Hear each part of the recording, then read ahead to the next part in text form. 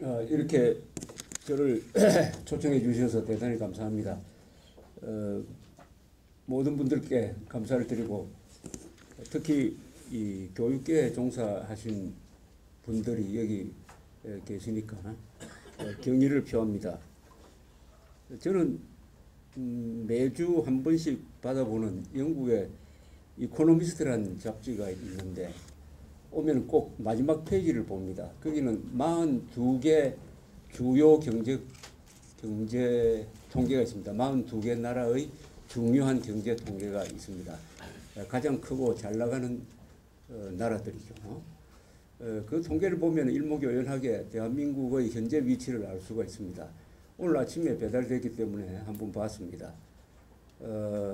제일 중요한 통계를 경제학자들한테 물어보면 외환수지라고 그럽니다. 외환수지.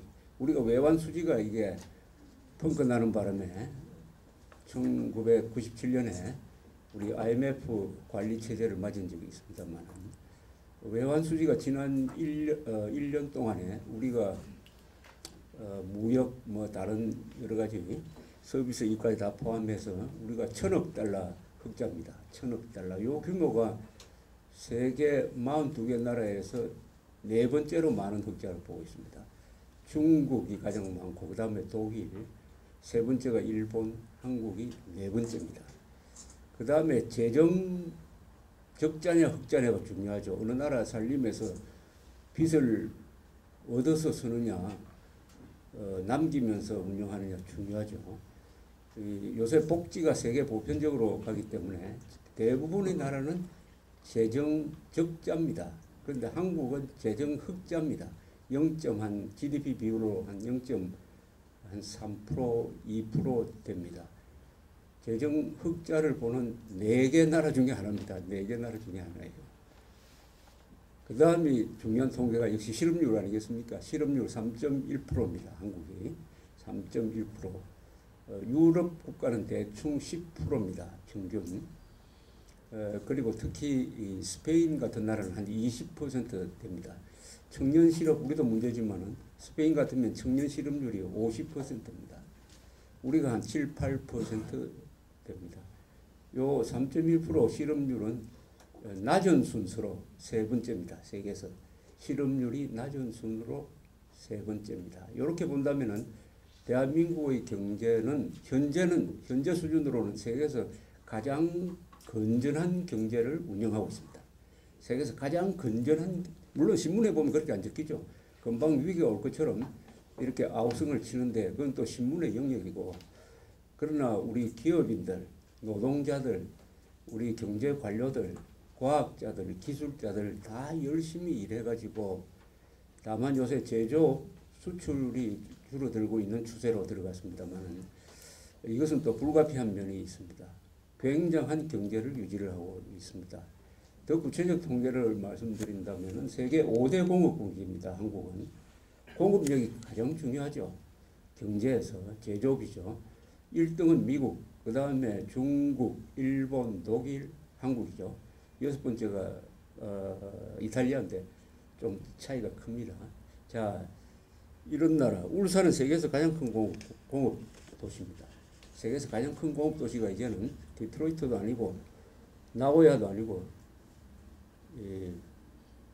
울산입니다. 이런 거대한 성장은 그러나 우리 교과서에는 들어가 있지 않습니다. 우리 교과서는 또 다른 세계예요. 이 우리가 느끼는 이 근사한 눈으로 보는 확인할 수 있는 이 대단한 대한민국은 우리나라 교과서에 그렇게 적혀 있지 않습니다. 그러니까 또 다른 세계가 교과서에 전개되고 있는 것입니다. 또 다른 세계. 요새 일본에는 이상한 배들이 계속 와서 표류하고 있습니다. 이상한 배들이. 왜 이상하냐?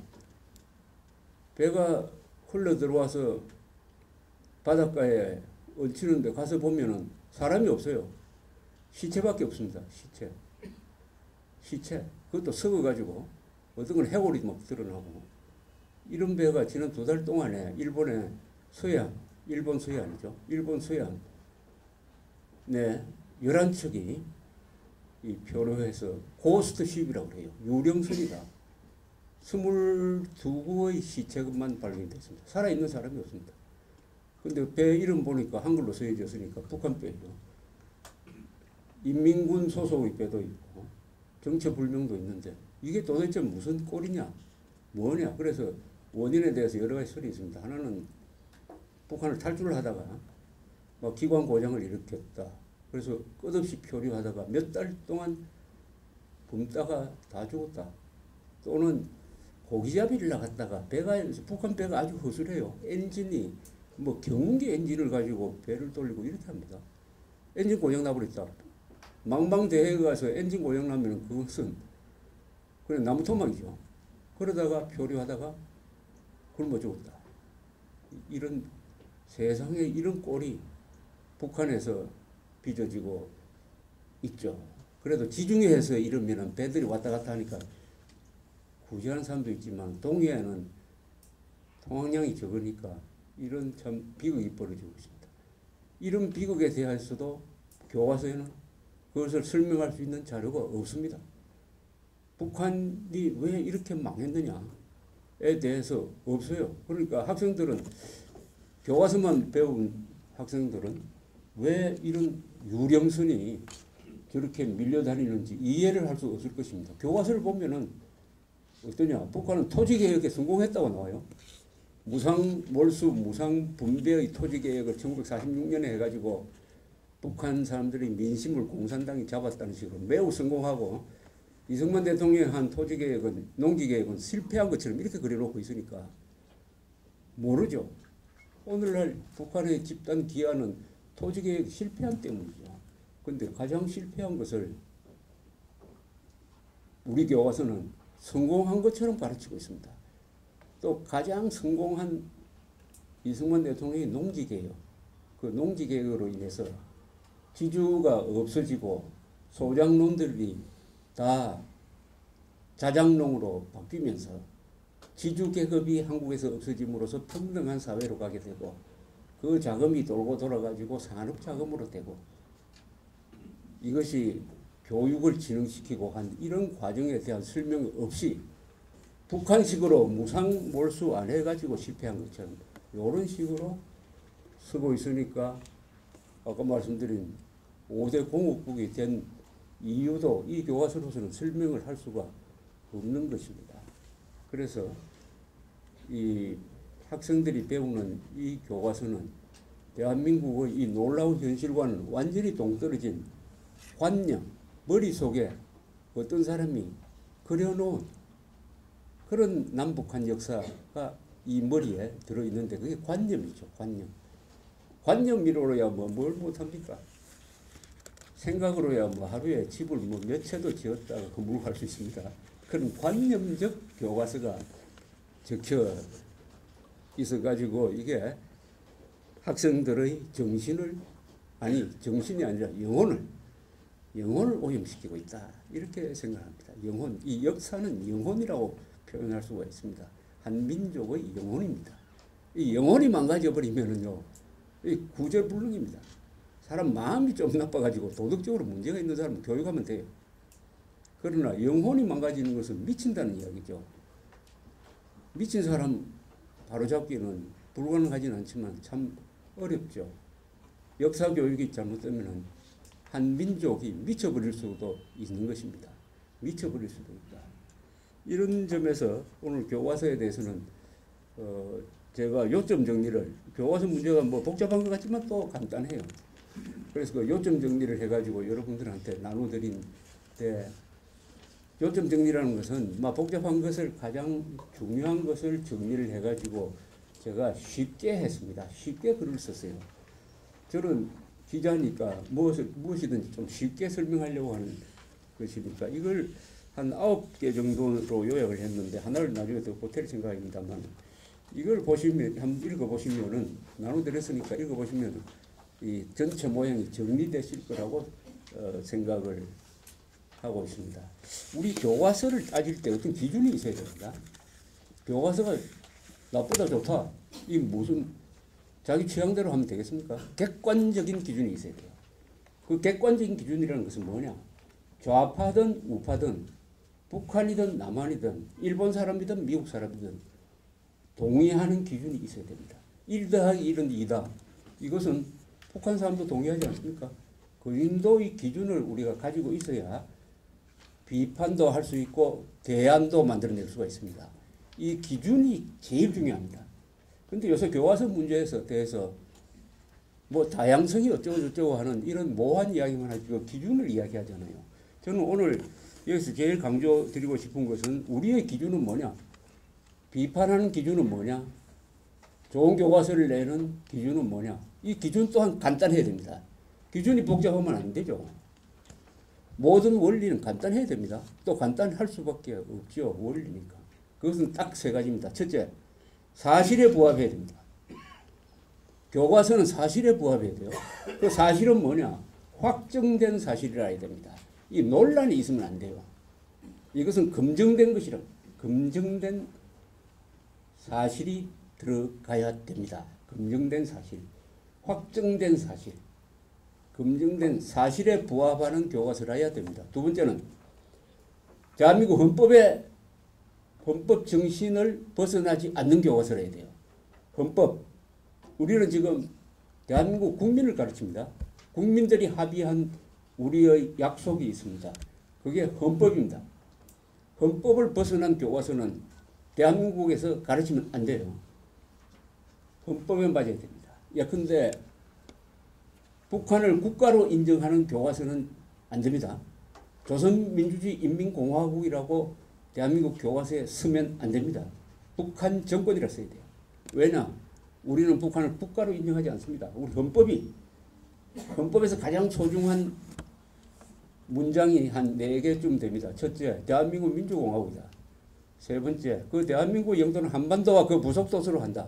북한은 우리 영토다. 따라서 북한 정권은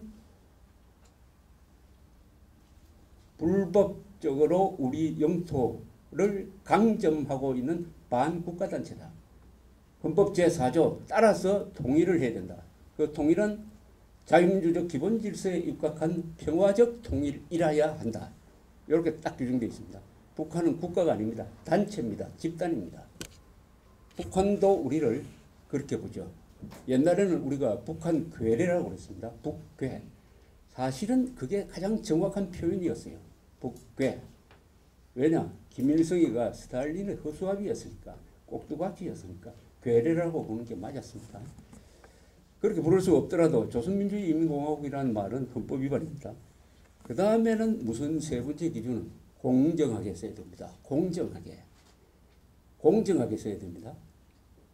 공정하게 쓴다. 내가 이승만, 박정희를 존경한다고 해가지고 잘한 것만 쓰면 되겠습니까? 잘못한 것도 같이 써야죠. 공정하게 기술돼야 됩니다. 공정하게.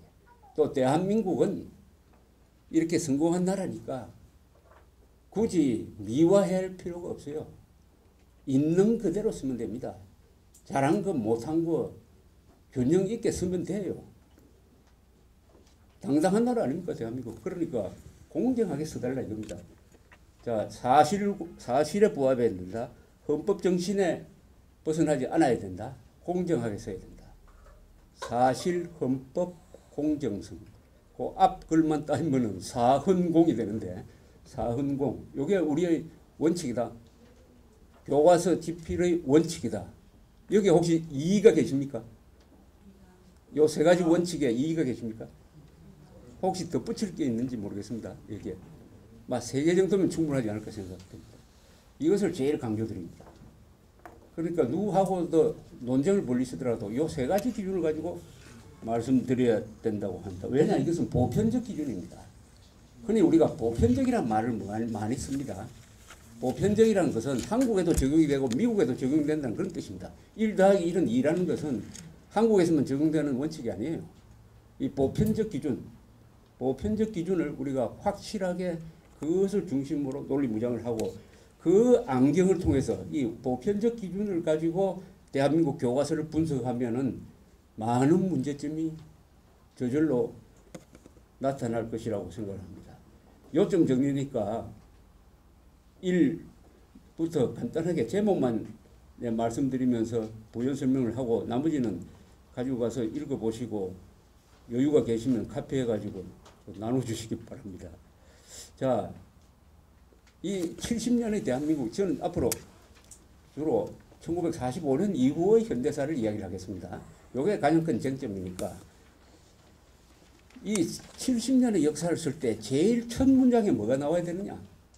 1945년 9월에 김일성 소련군 장교 김성주가 소련군과 함께 북한에 들어와서 스탈린의 조종을 받으면서 북한에 공산 독재 정권을 세웠다. 이게 첫 문장에 들어가야 됩니다. 지난 70년의 한반도의 비극은 한반도에는 성공한 것도 있고 실패한 것도 있습니다. 그 비극적인 부분의 시작은 바로 여기서 출발했습니다. 여기서 출발했어요. 소련군 장교가 들어왔습니다. 소련군 장교가 소련군 복장을 하고 적기 훈장을 달고 들어와서 한 달 뒤에 김일성으로 둔갑을 해가지고 평양 시민들 앞에 나타나서 항일 알치산 운동의 영웅이다 해가지고 역사 조작을 했습니다. 그런데 대한민국 교과서는 놀랍게도 단 한 개의 교과서도 김일성이가 소련군 장교였다는 사실을 쓰지 않습니다. 쓰지 않는 게 중요합니다. 많은 사람들은, 대부분의 분들은 쓰여진 걸 가지고 비판을 해요. 그러나 꼭 써야 될 걸 안 쓰는 게 더 나쁜 겁니다. 왜곡하는 것보다도 더 나쁜 것은 아예 쓰지를 않는 겁니다. 중요한 것을 쓰지 않는, 이것을 쓴 교과서가 단 하나도 없어요. 이러면은 학생들은 김일성을 항일 무장투쟁한 영웅으로 인식하지 않겠습니까? 김일성은 만주에서 항일 빨치산 운동을 했어요. 1940년에 피해서 소련으로 들어갔습니다. 소련군의 88여단이라고 있었습니다. 거기에 장교로 됐습니다. 동시에 비밀경찰 NKVD의 요원으로 발탁이 되었습니다. 그 다음부터는 완전히 스탈린, 베리아 같은 사람들의 지령을 받는 존재가 되었습니다. 북한이라는 나라는 스탈린이 김일성이랑 꼭두각시를 앞세워가지고 민족주의자들을, 조만식 선생 같은 민족주의자들을 제거하고 세운 게 북한 정권이고, 그 정권의 속성 때문에, 처음 세워진 그 정권의 속성 때문에 그 뒤에 민족 반역적 전쟁도 하고 주민들을 괴롭히고 드디어 유령선을 타고라도 살 길을 찾아서 나서는 이런 지옥을 만든 것입니다. 출발점이 거기에 있었습니다. 여기 한 수 보태가지고 일부 교과서는 김일성이가 일제시대 때 항일 운동한 것을 과장하든지 조작합니다. 과장하든지 조작을 해요. 가장 조작이 심한 게 두산 동화 교과서인데, 요새 이름이 바뀌어서 동화 출판 교과서에서는 김일성이가 2차 세계대전 말기에도 연해주에서 항일 유격대를 이끌었다라고 거짓말하고 있습니다. 김일성이는 1940년에 소련군 장교 소속이 된 이후에는 항일 투쟁을 할 수가 없었어요. 그때 소련은 일본과 불가침 조약을 맺고 있었습니다. 그러니까 소련이 일본을 공격하도록 내버려 두지 않죠. 그런데 우리 교과서가 항일 유격전을 했다, 이렇게 거짓말합니다. 또 거의 모든 교과서에 보천보 전투라고 해가지고 아주 크게 실어놨어요. 1937년에 보천보, 한만국경지대에 있는 보천보 지역을 습격을 했다. 거기 한 3사람 죽었습니다. 파출소 습격 정도의 사건이었어요. 그것은 우리 역사에서 아무 의미가 없는 겁니다.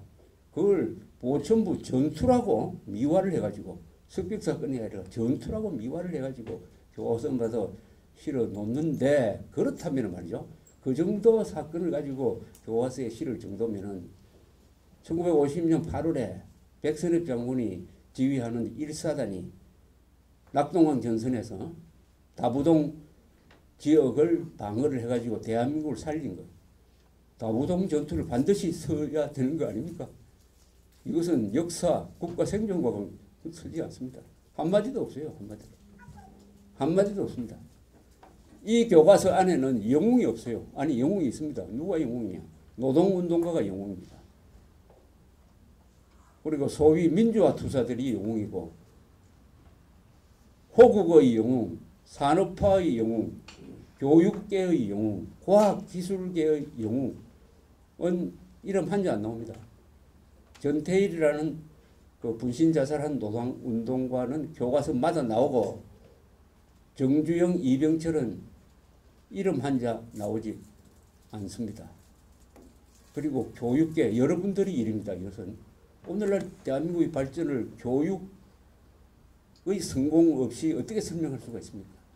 그런데 그 교육계의 영웅 한 사람 정도는 상징적으로 들어가야 되는 거 아닙니까? 들어가야 되는 거 아닙니까? 없습니다. 없어요. 교육의 뒷받침을 교과서에 반영해달라고, 교육에 대해서 지금 교과서의 기술은 부실하다 해가지고 그것을 강력하게 주장해야 될 책임은 교육계 분들이라고 저는 생각을 합니다. 자신의 일 아니겠습니까? 자신들의 일이죠. 그 다음 요점 정리 2에는 제가 이렇게 적어놨습니다. 이스라엘 교실에서 히틀러의 나의 투쟁을 가르치는 것하고 똑같다. 나의 투쟁이라는 책은 히틀러가 내가 집권하면 뭘 하겠다 하는 청사진을 담은 책이죠.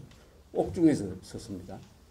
나의 투쟁대로 이 사람이 하다가 2차 대전 일으키고 유대인도 죽이고 했습니다. 이 책을 이스라엘에서 가르칠 수가 있습니까? 이 책을 이스라엘에서 가르칠 수가 있습니까? 최근까지는 이스라엘에서는 히틀러가 좋아했다는 와그너의 음악을 틀지 못하게 했습니다.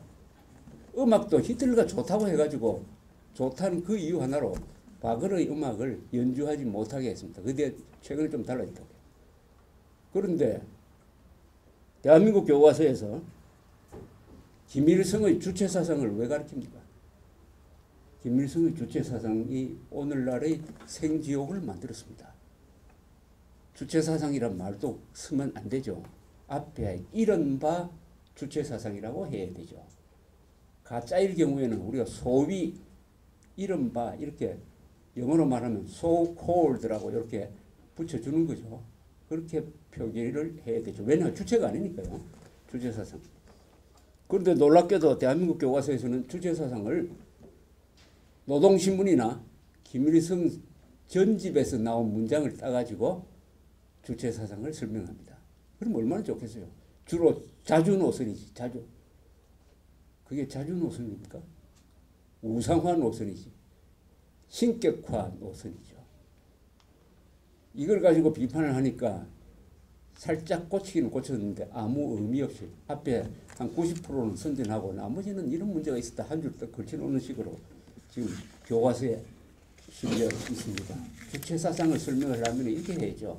이른바 주체사상을 통해서 전체주의 1인 우상체제가 완성되고 공산주의에서 유례가 없는 3대 세습 독재가 진행 중이고 그 결과로서 인류 역사상 유례가 없는 집단 기하 그리고 핵무기 개발이 진행 중이다. 그 원인은 주체사상에 있다. 이렇게 써야 되는 거 아닙니까? 그런 거 다 빼버리고 주체사상 해놓으니까 순진한 아이들이 보면은 아 김일성이 대단하다. 미국과 맞짱 뜨고 중국 소련으로부터도 자주 노선을 그런 사람이구나. 이렇게 생각할 겁니다. 왜 이 교과서가 이게 들어가야 되죠? 왜 들어가야 되겠습니까? 여기에 이 교과서를 쓴 사람들의 사상을 알 수가 있습니다. 사상을 알 수가 있어요. 이 금인정 교과서는 교학사 교과서 하나를 빼고는 13종이 있는데 읽어보면은 한 사람이 쓴 것 같아요. 똑같습니다. 전개 과정도 똑같고 논리적 구조도 똑같아요. 용어도 같아요. 예를 들은 사례도 같습니다. 딱 한 사람이 쓴 거예요. 여기에 교과서의 비밀이 있습니다. 한 사람이 쓴 것 같다는 것은 왜 그렇죠? 왜 교과서는 다른데 한 사람이 쓴 거예요? 다양성이 스스로 없어져 버렸어요. 다양성, 금인정교과서가 다양성을 보장한다고 했는데 다양성이 실종되어 버렸습니다. 유일하게 다양성을 주장할 수 있는 교과서가 만들어졌는데 그걸 채택하지 못하도록 난동을 부리고 해가지고 두 군데에서 채택이 됐죠. 아마 2,000군데에서. 그러니까 97, 8%는 획일적인 한 사람이 쓴 것 같은 13종의 교과서가 되어 있습니다. 왜 그런지 아십니까? 여기에 비밀이 있습니다. 그것은 계급사관을 가진 필자들이 썼다는 증거입니다. 계급투쟁사관. 계급투쟁사관이라고 하면 이 공산주의 사관이라는 뜻인데 계급투쟁론이 공산주의니까. 그러나 그걸 주장하는 사람들 그렇게 주장하면 국가보안법에 걸리니까 민중사관이라고 자랑합니다. 민중사관. 민중이 주인이 되는 그런 세상을 만들기 위한 그런 운동을 하는 사람을 높게 평가하는 그런 교과서를 써야 된다. 그럼 민중이 누구냐? 그럼 민중이 누구냐? 민중은 딱 노동자, 농민, 학생, 애국적 무슨 뭐 지식인 등등등 어디까지나 노동자, 농민이 주체가 되는 그 사람들이 정권을 잡아야 된다는 겁니다. 그 사람이 정권을 잡아야 된다. 자, 우리 헌법은 국민이 주권을 가지고 있다고 그랬어요. 그 국민 중에는 이건희 씨도 있고 노숙자도 있습니다. 경상도 사람들도 있고 전라도 사람도 있고 불교 믿는 사람도 있고 천주교 믿는 사람도 있어요. 그거 다 따지지 말고 모든 국민은 평등하다. 1인 1표제다. 권한과 의무에 차이가 없다. 이게 국민주권주의예요. 국민주권주의를 부정하고 있는 것이 계급사관이고 계급사관의 변종인 민중사관인 것입니다. 이 민중사관에 입각해서 서여졌으므로 13종의 교과서가 똑같아요. 왜냐? 사관이 같으니까. 사관이 같으니까 똑같습니다. 이것을 교과서를 검토하시는 그 시각으로서 딱 머리에 넣어놔야 됩니다. 그러면 좋다. 계급사관으로 교과서를 쓸 수 있느냐 이게. 법적으로 이게 문제가 없느냐 따져봐야 됩니다. 결론적으로 말하면 법적으로 문제가 있죠. 계급사관으로 교과서를 써서는 안 됩니다. 그것은 불법입니다. 헌법 위반이에요. 국민주권에 위반하는 겁니다. 민주주의 원칙에도 위반하는 겁니다. 또 사실에도 맞지 않아요. 공정하지도 않습니다. 어떤 특정 계급이 그 나라의 주인이 되어야 된다. 그 사람만 성스러운 일을, 신성하고 좋은 일을, 정의로운 일을 하는 사람들입니다. 그 나머지 지주, 자본가, 군인들은 투표권도 줘서도 안 되고 힘도 줘서도 안 된다. 그 사람들은 교육 대상이고 탄압의 대상이다. 이렇게 주장하는 정치 철학을 가진 사람이 교과서를 쓰면은 그 교과서는 무슨 역할을 하느냐. 국민을 분열시키죠. 좌편향 교과서의 가장 해독 중에 하나는 국민을 분열시킵니다. 이 교과서를 읽어보면은 기업인들은 나를 죄인으로 보는구나 이 교과서가 이렇게 생각할 것이니까 그때부터 앙심이 생기지 않겠어요? 군인들도 그렇지 않겠습니까?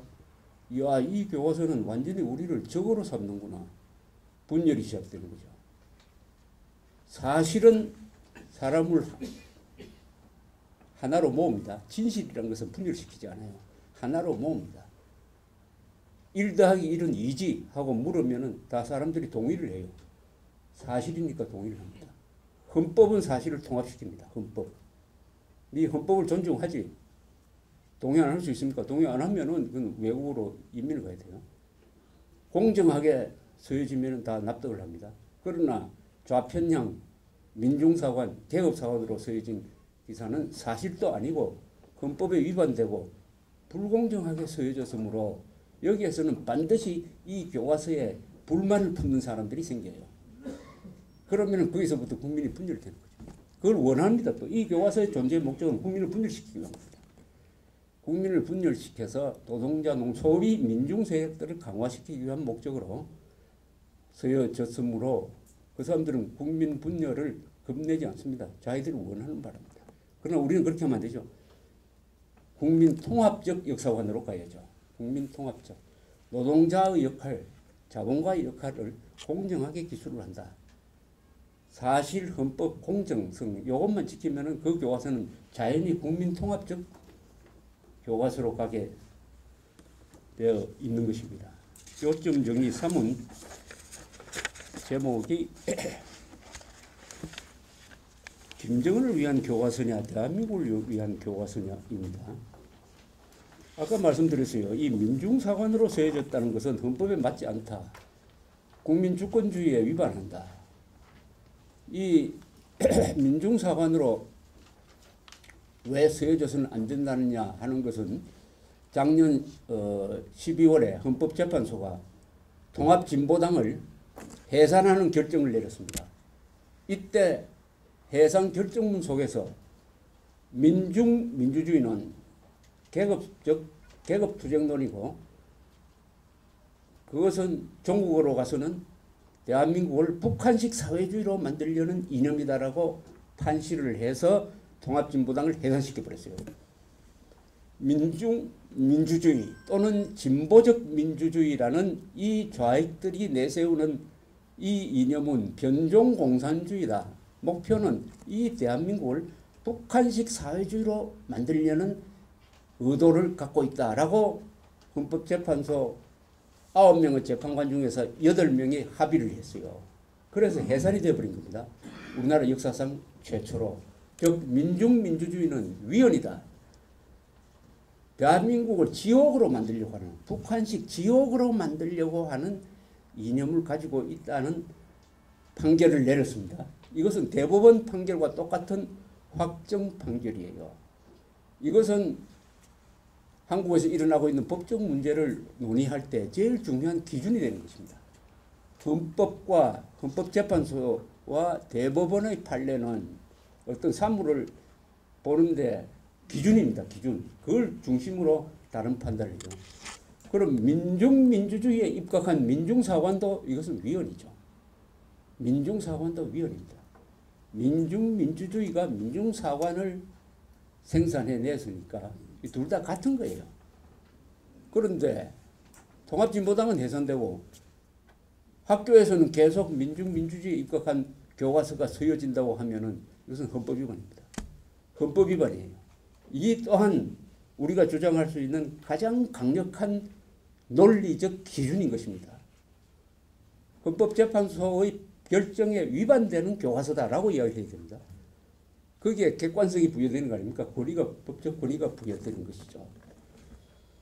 또 하나 추가한다면 유엔 결의입니다. 유엔이 작년에 말이죠. 12월에 유엔 총회가 결의를 했습니다. 유엔 압도적으로 결의를 했어요. 내용은 뭐냐? 북한에서 일어나고 있는 이 참혹한 인권 탄압은 국제법상의 반인도 범죄에 해당한다.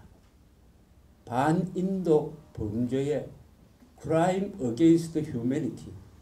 반인도 범죄에 해당하므로 이것을 저지르고 있는 국가적 범죄를 저지르고 있는 책임자, 물론 김정은 일당이죠. 책임자들을 국제형사재판소, 네덜란드에 있는 국제형사재판소에 회부해야 된다 하는 결의를 했습니다. 놀라운 결의죠. 그대로 실천이 되면 통일돼버리는 거죠. 김정은 일당이 국제법정에 구속돼 버리니까. 유엔 총회는 그러나 실행권이 없어요. 결의를 해가지고 유엔 안전보장이사회 5개 상임이사국이 비토권을 가지고 있는 상임이사회로 넘겼습니다. 그래서 지금 펜딩돼 있어요. 계류 중입니다. 올해 안에 또 같은 결의가 나올 가능성이 많아요. 그런데 중국이 반대를 하니까 그게 통과되지는 않아요. 그러나 세계적 여론이 또 세계적 기구인 유엔이 북한을 반인도 범죄 집단으로 규정을 했다 하는 이 문제는 교과서에 반영이 돼야 됩니다. 유엔 결의입니다. 그리고 뭡니까? 헌법재판소의 결의가 있어요. 이 두 가지를 합쳐야 돼요. 두 가지를 합치면 이런 게 되겠죠. 북한은 반인도 범죄 집단이고 북한 정권을 추종하는 민주주의자들은 헌법 위반되는 종북 세력이라고 근데 우리가 통칭합니다. 된다. 따라서 그 사람들의 가치관을 반영하는 교과서는 서여져서는 안 된다. 이런 논리적 결론이 저절로 도출된다고 생각을 합니다. 이게 왜 민중사관으로 서여졌느냐 하는 것은 요 분석해보면 저절로 자명하게 드러납니다.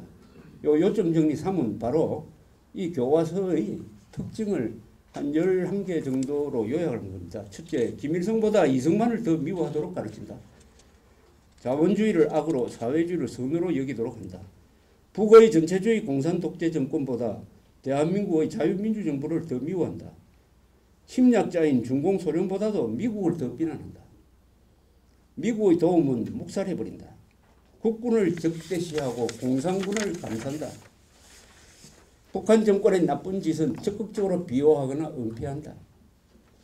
민주투사와 노동운동가는 우대하고 군인, 경찰관, 기업인, 상사면, 과학기술자 그리고 방공투자는 홀대한다. 용어 조작으로 가치 판단을 뒤집는다. 예컨대 4.3 사건은 남노당이 주동했습니다. 그것은 무장 반란이에요. 그런데 교과서에서는 무장 봉기라고 합니다. 여순 14년대 반란 사건이라고 써야 될 걸 봉기라 그래요. 봉기는 좋은 사람들이 불의한 권력을 타도하기 위해서 들고 일어나는 동학 농민 봉기처럼 좋은 일입니다. 좋은 일이라고 가르치는 거하고 마찬가지예요. 요 말 하나를 살짝 바꿈으로써 용어 현대사를 저항과 투쟁 중심으로 기술함으로써 법치를 부정하고 국민을 분열시키면서 이 건설의 역사를 실종시켰습니다. 결론적으로 북한 역사책을 표절한 느낌이 들 정도이다. 북한 역사책을 표절한 느낌이 들 정도이다라고 했는데 요점 정리 4면은 증거가 나왔어요. 제가 보니까 북한 교과서하고 똑같은 기술을 하는 게 여러 군데 발견이 되었습니다. 그 중에 가장 결정적인 거 하나는 뭐냐? 동아출판사 교과서에 나와 있는 한 구절입니다. 이렇게 쓰여져 있습니다. 제가 한번 읽어볼게요. 북한은 남한에서 총선거가 실시되자 곧바로 정부 수립에 나섰다. 8월 26일, 1948년 8월 25일에는 남북 인구 비례에 따라 최고인민회의 대의원을 뽑는 선거를 실시하였고 북한과 남한에서 선거로 뽑힌 대의원들은 최고인민회의를 열어 헌법을 만들고 김일성을 수상으로 선출하였다. 9월 9일에는 내각을 구성하고 조선민주주의인민공화국 수립을 선포하였다. 이렇게 되어 있습니다. 이거 맞습니까? 48년에 그러면 대한민국 국민들은 두 번 선거를 했습니까? 하나는 재헌 국회의원 뽑는 선거를 하고 하나는 북한 국회의원 선거를 뽑는 선거를 남한에서 했다는 거 아닙니까? 이거. 이런 세상에 눈 뜨고 코베가는 이런 조작이 어디 있습니까? 어디? 근데 이게 단순한 조작이 아니에요. 굉장히 중요한 조작입니다. 이것은 북한이 정통성이 있다. 왜냐? 대한민국 정부 수립은 남한 사람들만 선거를 해서 참여했지만은 조선민주주의인민공화국 수립에는 남한도 투표에 참여해가지고 북한의 국회를 구성하는데 동참했다. 따라서 전 인민의 의사를 반영한 한반도의 유일한 정통국가는 조선민주주의인민공화국이다. 라고 설명하기도 합니다. 근데 남한에서 선거를 했다는 거 아닙니까? 여기 보면. 북한 교과서에 실려 있는 거하고 똑같아요. 이게. 이건 범죄죠. 허위사실을 조작을 했으니까 범죄입니다. 범죄. 그런데 옆에 살짝 이렇게 살짝 줄을 달아가지고 이렇게 설명을 하고 있습니다. 남한에서의 최고인민회의 대의원 선거. 남한에서는 공개적으로 선출할 수 없었기 때문에 비밀리에 실시하였다. 자, 이걸 읽어보면 또 의문이 생깁니다. 그 참 이상하다. 남한에서 왜 공개적으로 할 수 없었을까? 이거 설명을 해줘야 되는 거 아닙니까? 왜 공개적으로 할 수 없었겠어요? 여기 뭡니까 이거? 공산당원들끼리 한 거예요. 이게 이 선거가. 공산당원들끼리 숨어가지고 자기들끼리 그것을 공개적으로 할 수 없었다고 했으니까 딱 이 나쁜 교사들은 이렇게 가르칠 겁니다. 남한에서 선거를 하려고 했더니 이승만 정부가 탄압을 했다. 그래서 비밀선거했다. 공산당원들끼리의 선거였다. 숨어서 하는 선거였다. 불법선거죠. 그럼 선거라고 하면 안 되죠. 이게 무슨 선거입니까? 세상에 선거가 지하에 숨어서 하는 그런 선거가 있습니까? 선거의 원칙에 위배되는 거 아닙니까? 이것은 이중삼중으로 학생들을 속이려고 머리를 쓴 겁니다. 이게 대한민국 교과서에 실려 있어요. 남북한 교과서. 아니 북한 교과서를 인용했다고 차라리 쓰면 표절은 아니지. 인용했다고 하지도 않고 이런 게 빚어지는 동안에 그럼 이 교육부는 도대체 뭘 했느냐. 요 부분만은 수사를 해야 됩니다. 국가보안법 위반이죠. 반국가단체 고무찬행이죠. 첫째 출판사를 수사해야 되고 필자를 수사를 해야 되고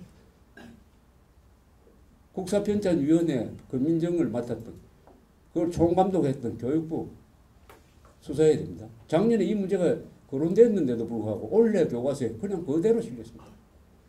이건 절대로 용서할 수 없는 조작입니다. 지엽적인 조작이 아니에요. 교과서 싸움을 지금 왜 합니까? 근데 역사전쟁이라고 그러죠.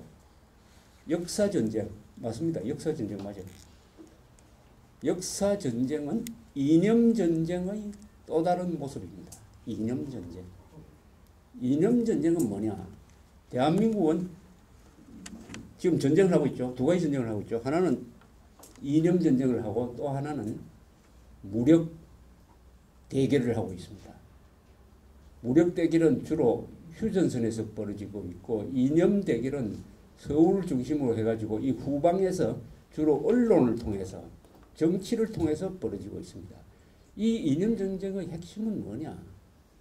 남북한의 대결은 이런 겁니다. 남북한의 대결은 민족사의 정통성이 어디 있느냐? 그리고 삶의 양식을 뭘로 할 거냐를 놓고 다투는 타협이 절대로 불가능한 총체적 권력투쟁입니다. 삶의 양식, 사회주의 독재식으로 살 거냐? 자유민주주의 체제로 살 거냐? 그리고 조선민주주의, 소위 조선민주주의 인민공화국이 정통성이 있는 국가냐? 한민족을 대표하느냐? 대한민국 한민족을 대표하느냐? 이 두 가지를 놓고 싸웁니다. 그러니까 타협이 안 되죠. 이거 타협됩니까? 불가능하죠. 그러니까 총체적 권력 투쟁을 하고 있는 이런 속에서 반 이상 이념전쟁입니다. 이념전쟁의 핵심은 북한이냐 남한이냐 한민족을 대표하는 챔피언 국가, 정통 국가, 합법 국가는 북한이냐 남한이냐의 싸움인 것입니다. 이 세상에서는 이미 결론이 났어요. 유령선을 막 만들어내는 저 북한이 전통성이 있습니까? 한 사람만 행복하고 2,300만이 불행한 저게 무슨 한민족의 정통성을 주장할 수가 있습니까? 대한민국 5천만 한 사람 한 사람이 다 왕처럼 지내는 죄만 저지르지 않으면은 마음대로 할 수 있는 이 나라가 정통국가가 아니고 뭡니까? 그런데 이 교과서는 관념의 세계에서 놓고 민중사관으로 서해졌으므로 북한이 정통성이 있다는 것을 학생들한테 가르치기 위해서 이런 조작을 하는 것입니다. 이런 조작을 하는 거예요. 역사전쟁, 그러니까 역사전쟁에서 지면은 아무리 잘 살아도 이렇게 생각합니다. 대한민국은 그래도 잘 살기는 잘 사는데 이거 영혼이 없는 비겁한 나라다. 태어나서는 안 되는 정권이었다. 그래도 북한은 미국과 맞짱 뜨면서 저렇게 굶어 죽어가면서도 자존심을 지키고 있다. 친일파도 청산했다. 남한은 친일파 청산 못했다. 이거 완전 거짓말입니다만 이렇게 주장하면서 북한을 정통국가로 보도록 영혼을 변조시키는 거죠. 변조시키는. 그게 역사전쟁입니다. 정통이 어디 있느냐는 겁니다. 더 중요한 것은 사회주의냐 자유민주주의냐보다도 정통성 있는 국가는 어디냐 하는 이 영혼의 싸움이 바로 역사전쟁입니다. 그런데 이 교과서는 이렇게 악랄하게 조작을 해서 북한이 전 인민의 합법적 선거를 통해서 구성되었으므로 남한만의 선거로 출범한 대한민국보다 더 정통성이 있다. 이렇게 가르치고 있습니다. 이거 범죄 아닙니까? 이걸 다스릴 수 없는, 이걸 법적으로 규제할 수 없는 나라라고 하면은 자유를 파괴하는, 자유를 허용하는 나라고, 그런 나라는 스스로 해체의 길을 갈 가능성도 있습니다. 해체. 자기를 지킬 수 없는. 그런데 이렇게 서는데 또 장애물이 하나 있어요. 뭐냐? 유엔 결의입니다. 1948년 12월에 유엔 총회가 이렇게 결의를 했어요. 그에 올해 있었던 남한에서의 선거는 공정하게 치러졌다. 그 공정한 선거를 통해서 출범한 대한민국 정부는 한반도에서 유일한 합법 정부다. 이렇게 됐습니다. 한반도에서 유일한 합법 정부. 왜냐? 공정한 선거를 통해서 출범했으므로. 북한은 그런 선거를 거부하고 자기들끼리 부정선거를 했으니까 그것은 합법으로 볼 수 없다. 이겁니다. 유엔 총회가 결정적인 결의를 했습니다. 그래서 우리가 항상 유엔 총회가 대한민국을 한반도 전체의 합법 정부로 인정했다. 이것이 국제법적으로 굉장히 우리의 입장을 강화시키는 것입니다. 아니다 다를까 요게 장애물이니까요. 몇 개 교과서는 요 결의문 영어로 한국말로 잘 번역되어 있는데 요걸 싹 조작을 했습니다. 어떻게 조작했느냐. 유엔 총회는 대한민국 정부를 38선 이남에서만 합법정부로 인정했다.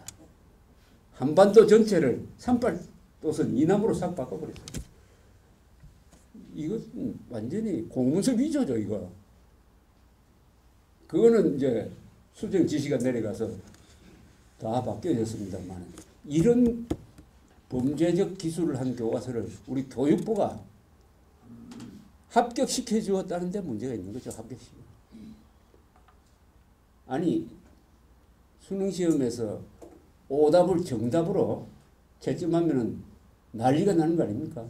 그러나 이것은 그 정도가 아니라 대한민국 역사를 바꿔치기 하겠다는 건데 그런 범죄적 업무에 우리 교육부가 들러리를 쓰고 가담을 해버렸어요. 가담을. 여기에 결정판은 뭐냐? 대한민국 건국이란 말 쓰지 마라. 교육부가 지시했습니다. 대한민국 정부 수립이라고 해라. 그러나 북한은 조선민주주의 인민공화국 수립이라고 해라. 교과서에는 북한이 대한민국보다 한 계급이 높습니다. 국가 수립이라고 하고 북한은 남한은 굳이 정부 수립이라고 하라는 겁니다. 정부는 국가 일부 아닙니까? 이게 교육부 지시라니까요. 그런 교육부가 대통령이 앞장서서 바로 잡겠다고 하니까 지금 내키지 않으면서도 내키지 않으면서도 끌려가고 있습니다. 끌려가고. 사실은 자기 얼굴에 침 뱉기죠. 물론 담당 직원들은 많이 바꿨더라고요.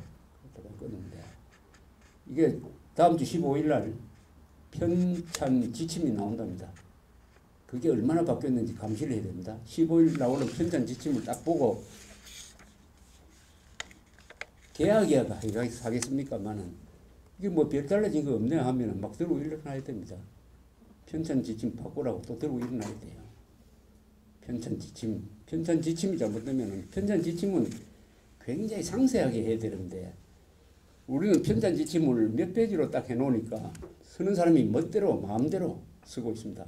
그런 자의성을 허용하지 않도록 보통 같으면 교과서만큼 두꺼워야 돼요. 이 편찬 지침이. 쓰는 사람이 딱 그 틀 안에 쓰도록 해야 되는데 이게 굉장히 중요합니다. 이게 앞으로 어떻게 될지 딱 15일 날 나오는 걸 보면은 박근혜 대통령의 교과서 개혁이 성공할 거냐 실패할 거냐를 알 수 있을 것이라고 생각합니다. 거기에 발언을 해야 된다고 생각합니다. 그 다음에 요점 정리 5. 남북 교과서의 업무. 건국 대통령을 주적으로 삼고 자랑스러운 나라를 부끄러운 나라로 만드는 역사 날조에 남북이 공조하고 있다. 그 예로 지금 말씀드린 남북한 총선거를 통해서 북한의 국회를 구성했다는 이 거짓말 이외에도 무장 반란을 무장 봉기로 미화하고 김일성 우상화에 가담을 하고 항일운동을 조작을 하고 무상분배라는 거짓말에 속아 넘어가고 있습니다. 북한이 토지개혁을 할 때 무상분배를 한 적이 없어요. 무상강탈은 했죠. 그러나 분배는 토지를 분배한 적이 없습니다. 북한에서는 경작권만 분배했습니다. 경작권만 분배해가지고 현물세로 한 25%씩 가져갔어요. 그래서 토지개혁이 아니라 북한에서는 전 주민들이 농노가 되어버렸습니다. 농노. 자기 땅이면은 사고 팔고 해야 될 거 아닙니까? 그걸 못하게 했으니까. 그런데 무상분배를 했다. 잘했다. 이렇게 지금 북한식으로 선전을 해주고 있습니다. 북한이 친일청산했다고 했는데 이거 완전히 거짓말입니다. 남한은 나름대로의 친일청산을 반민족 특별위원회를 통해서 하려고 했습니다. 시도를 했는데 그때가 워낙 공산당을 잡는 것이 먼저이므로 완벽하게 되지는 않았죠. 북한에서는 공산당에 협조하는 친일파는 적극적으로 등용하고 반대하는 친일파를 처단했을 뿐입니다. 그 얘가 김명준은 일본 군대에 통역으로 근무를 했고 북한 공군은 이거 완전히 일본군 출신들이 만든 군대입니다. 무슨 친일파 청산을 했습니까? 남한에서 거짓말 하는 거죠. 초대 내각에 보면은 이승만 대통령이 초대 내각은 전부 독립투사들입니다. 그게 친일파가 단 한 사람도 없습니다. 북한의 초기 정권에는 친일파가 많아요. 반미 공조하고 있습니다. 미국을 주적으로 삼기 때문에 남한 교과서, 북한 교과서 다 똑같이 미국의 결정적 역할을 숨깁니다. 어느 정도냐 하면은 6.25를 설명하는데 6.25는 남침이 일어났을 때 트루만 대통령이 즉각적으로 파병을 결정하고 바로 5일 뒤에 육군이 한국에 전개되면서 빨리 미군이 왔으므로 우리가 부산까지 적화되기 전에 우리가 살았습니다. 이런 결정이 얼마나 어렵습니까? 만나본 적도 없는 사람, 알지도 못한 나라를 구하기 위해서 자기 젊은 사람들을 보내가 죽도록 만드는 하는 이 결정을 트루만 대통령이 속전속결로 했다. 이런 설명 하나도 없습니다. 트루만이라는 이름이 안 나와요. 메가드라는 이름은 나오는 데도 있고 안 나오니까. 놀랍게도 미군이라는 이름이 안 나오는 교과서가 많아요. 그럼 설명이 됩니까? 6.25를 설명을 하면서 학생들한테 미군이란 말이 단 한마디도 나오지 않는 교과서가 몇 개 있어요. 그건 놀랍지 않습니까? 왜 미군이라는 이름을 빼느냐 하면은 미군한테 감사하는 마음을 없애버리기 위해서. 그럼 어떻게 쓰냐? 유엔군이라고 씁니다. 유엔군. 유엔군이 들어갔다. 유엔군 속에 90%가 미군 아닙니까? 유엔군이라고 쓰므로써 학생들이 미국에 대해서 좋은 감정을 가지는 마음을 말살시키고 있는 게 이 교과서입니다. 요점 정리 6은 그러면 이걸 어떻게 써야 되느냐? 그리고 이 교과서를 반대하는 사람들의 논리는 뭐가 잘못된 거냐 하는 데 대한 반박의 요점을 정리한 겁니다. 이 교과서 문제는 말이죠. 이야기해보면은 딱 두 패로 갈려요. 문제점을 인식하는 사람은 교과서를 읽은 사람입니다. 읽은 사람은 화가 나서 견딜 수가 없어요. 읽지 않는 사람은 선전선동에 넘어가서 국정화란 말이 거북하다 해가지고 반대하는 사람이 많아요. 그러니까 읽은 사람이냐 안 읽은 사람의 차이예요. 간첩이라도 이 교과서를 읽으면 자녀한테는 이 교과서로 가르치지 않도록 할 겁니다. 간첩이라도 자식 사랑하는 마음이 있지 않겠습니까? 이 교과서를 읽으면 제가 여기서 설명할 필요 없어요. 읽은 분들이 먼저 화가 나가지고 무슨 액션을 취할 겁니다. 그러니까 읽느냐 안 읽느냐입니다. 읽느냐 안 읽느냐. 안 읽은 사람이 반대합니다. 금인정이 다양성을 파괴한다는 이야기를 하는데 지금 금인정이 되어 있는데 다양성이 파괴가 됐어요. 왜냐? 계급투쟁론 민중사관으로 획일화가 되었기 때문입니다. 민중사관을 허용하면은 이 교과서는 다양성이 파괴되게 되어 있습니다. 또 하나, 사실에 관해서는 다양성이 존재하면 안 됩니다. 그렇습니까? 사실관계. 해가 동쪽에서 뜬다는 사람도 있고 해가 서쪽에서 뜬다는 사람도 있다. 이렇게 쓰는 게 다양성인데 그렇게 쓰면 되겠습니까? 사실은 하나라야 됩니다. 다만 평가, 해석은 다양성이 존재할 여지가 있어요. 그리고 전쟁 중인 나라에서는 역사가 하나의 무기무로 가능하면은 통합된 역사관이라야 됩니다. 너무 다양한 건 좋지 않아요. 독재 친일을 자꾸 비호한다고 그러는데 나오지도 않는 책을 보고 독재 친일을 비호한다고 그러는데 이 교과서는 독재를 비호하고 있어요. 분명히. 어느 독재를 비호하느냐.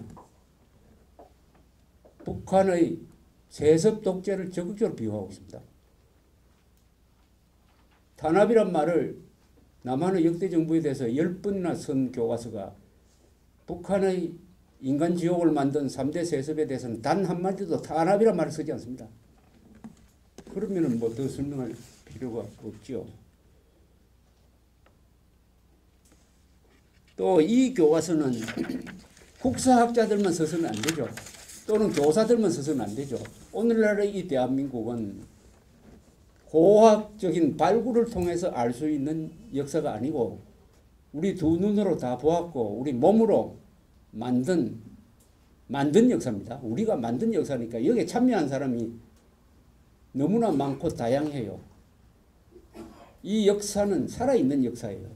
그렇다면은 교사들이 골방에 앉아가지고 어떻게 하면 이걸 깎아내릴까 하는 그 연구를 한 사람한테 교과서를 한번 써보라 하니까 이런 교과서가 된 거 아닙니까? 필진을 다양화해야 됩니다.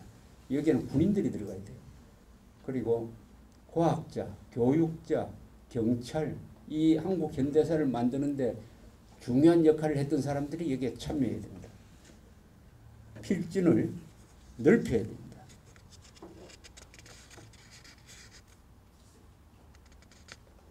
그 다음이 요점 정리 7입니다. 역사 교과서가 숨긴 역사적 사실 목록. 아까 말씀드렸지만은 최고의 은폐는 왜곡이 아니고요. 안 쓰는 겁니다. 꼭 써야 될 걸 안 쓰는 거예요. 꼭 써야 될 걸 안 쓰면은 이게 비판의 대상도 안 되고 그냥 넘어갑니다. 유관순을 언급 안 했다가 그것은 이제 문제가 됐는데 그 이상으로 너무나 많아요. 안 쓴 것이 너무나 많아요. 안 쓴 것이. 이걸 쓰도록 만들어야 됩니다. 이걸 쓰도록 만들어야 되는데 안 쓴 목록을 제가 기억만 가지고 써도 30개가 이렇게 나옵니다. 이거 다 하나도 빠뜨릴 거 없어요. 다 들어가야 됩니다. 다 들어가야 될 목록이 제 기억만 살려서 이런 것인데 더 추가하면 얼마나 많겠습니까? 그래서 저는 이 현대사 부분을 축소하는 데는 반대합니다. 현대사를 감당하기 어려우니까 그것을 분량을 줄인다고 그러는데 분량을 줄일 필요 없죠. 더 늘리도 됩니다. 제대로 공정하게 늘리면 되는 것이죠. 요점 정리 8은 교과서의 정치 편향입니다. 이 교과서는 주적이 3사람이에요. 대한민국 교과서가 주적을 3사람으로 잡고 있습니다. 첫째는 이승만입니다. 이승만 건국 대통령. 왜냐? 자유민주주의 체제로 건국을 한 사람이니까 이승만을 부정하면은 자유민주주의 체제도 부정할 수 있습니다. 두 번째는 미국입니다. 미국을 주적으로 삼고 세 번째는 국군입니다. 국군. 박정희는 그보다 약간 적어요. 공격하는 그 횟수가. 그러다 보니까 어떤 결과가 되느냐. 이승만, 박정희는 폄하하는 김영삼을 아예 무시하고 김대중은 미화하고 김정일은 비호하는 이런 교과서가 되어 있습니다.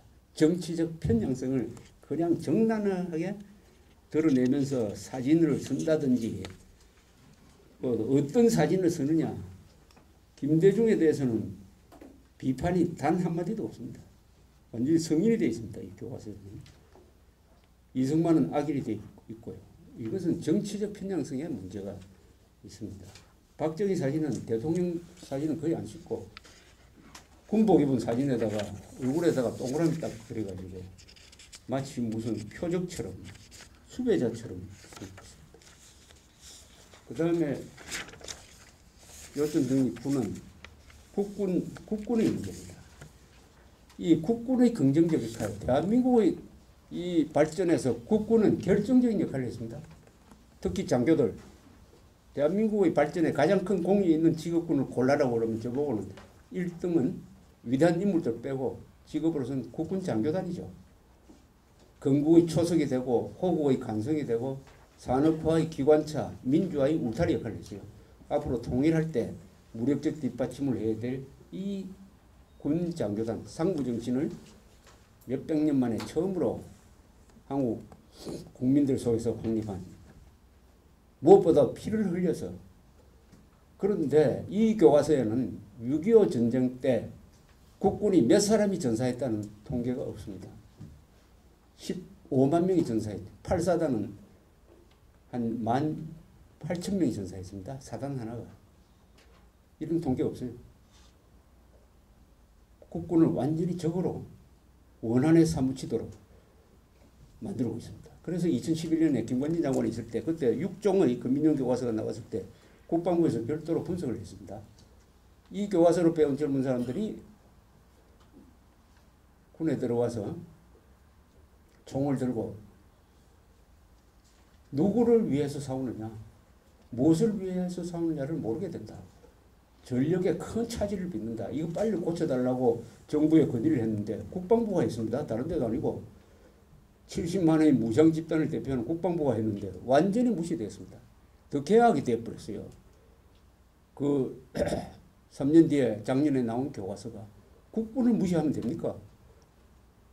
국군을 무시하는 교과서가 있을 수가 있습니까, 이게?